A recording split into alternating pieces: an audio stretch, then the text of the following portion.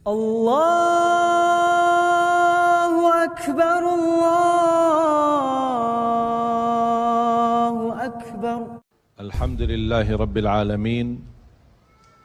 Allahumma salli ala Sayyidina Muhammad wa ala ali Sayyidina Muhammad. Kita dalam segala urusan dunia mengambil keputusan kita harus bermusyawarah. Tapi kalau dalam hal ibadah tidak semestinya bermusyawarah. Artinya kalau kita mau laksanakan kewajiban kita, masa kita bermusyawarah dulu?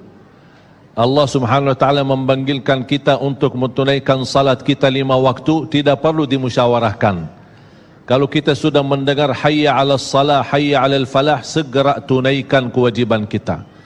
Kalau kita perhatikan dalam Al-Quran, banyak ayat-ayat yang Allah Subhanahu wa taala ikatkan salat dengan zakat, atau bahasa lain salat dengan infak, sebagaimana firman Allah Subhanahu wa taala di suratul Baqarah, dan saya yakin semuanya hafal. A'udzu billahi minasyaitonir rajim. Bismillahirrahmanirrahim. Alif lam mim.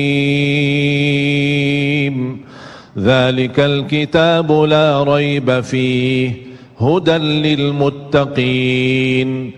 Alkitab ini petunjuk bagi siapa? Bagi muttaqin.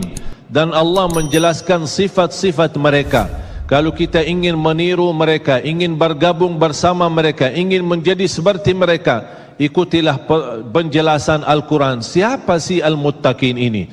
Allah Subhanahu wa taala sebutkan, alladzina yu'minuna bil ghaibi wa yuqimuna as-salata wa mimma razaqnahum yunfiqun.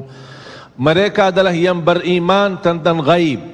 Apa yang ghaib? Allah, malaikat, jannah, surga, neraka, segala sesuatu yang ghaib mereka percaya, walaupun mereka tidak melihat dengan mata sendiri. Dan sifat mereka alladzina yuqimuna as-salah. Beda artinya yuqimuna as-salah sama yusallun. Ada orang hanya kerjakan salat, tapi ada orang mendirikan salat. Ada 2 orang salat di saf pertama, sama-sama ruku', sama-sama sujud, sama-sama membaca Al-Quran, tetapi satu diterima oleh Allah, satu tidak diterima oleh Allah. Apa persoalannya? Karena satu menghadap Allah dengan hatinya, dan satu hanya menghadap Allah dengan fisik badannya. Makanya kita melihat orang yang salat dengan hatinya, nikmat salatnya, bisa tenang bacaannya, tenang rukuknya, tenang sujudnya. Beda sama orang yang buru-buru melaksanakan salat. Saya pernah masuk satu masjid, habis saya tahiyatul masjid duduk. Saya melihat seorang baru masuk dan juga tahiyatul masjid. Saya melihat gerakan salatnya, subhanallah, bukan subhanallah, na'udzubillah. Luar biasa cepat. Saya hanya menangkapi bacaan gerakan salatnya. Saya baca Al-Fatihah, saya baru selesai waladdallin amin, dengan saya mencuba bagaimana bandingkan bacaan Al-Fatihah dengan salat beliau, dia sudah sampai ke tahiyat, padahal baru saya selesai surat Al-Fatihah. Salat apa ini yang kita kerjakan? Banyak orang-orang berlomba-lomba seolah-olah ada juara. Siapa yang paling cepat selesai salat dapat juara 1. Inilah yang terjadi dalam keadaan kita. Makanya kita merasa tidak nikmat salat kita. Yang kita hanya kejar seminar khusyuk dalam salat, latihan khusyuk dalam salat. Sebenarnya Bapak Ibu biar faham, tidak ada perintah dalam Al-Quran memerintahkan salat yang khusyuk. Tidak ada perintah dari Rasul salat yang khusyuk. Salat khusyuk itu apa? Salat yang khusyuk hasil dari salat yang tenang. Allah perintahkan ketenangan dalam salat. Ar-Rasul SAW memerintahkan ketenangan dalam salat. Kalau sifat khusyuk adalah sifat orang mukmin yang melaksanakan salat tumaknina. Qad aflahal mu'minun alladzina hum fi salatihim khashi'un.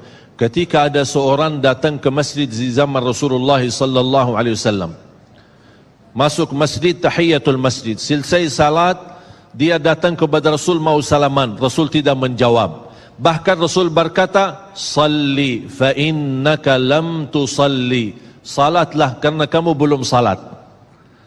Dia pergi ke depan, salat lagi, selesai balik lagi bertemu Rasul. Mau salaman, Rasulullah SAW tidak menjawab. Salli fa innaka lam tusalli. Salat dulu kerana kamu belum salat.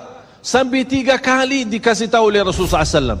Akhirnya orang berkata, mohon maaf ya Rasulullah, saya tidak tahu selain ini salatku. Gimana? Kata Rasulullah SAW, fa idza qumta faqum mutma'inna. Kalau berdiri, berdiri tenang, tumaknina. Tumaknina salah satu rukun di dalam salat. Tidak sah salat seorang tanpa Al-Fatihah, betul? Sama tidak sah salat seorang tanpa tumaknina. Baca tenang, rukuk yang tenang, sujud yang tenang, wallahi akan terasa nikmat. Dari hasil ketenangan dan upaya dan ikhtiar kita akan muncullah rasa khusyuk. Karena khusyuk bukan sesuatu yang datang dari luar, tapi khusyuk sudah ada di dalam hati. Tinggal bagaimana cara dikelola, bagaimana bisa dikembangkan cara salat yang tenang. لا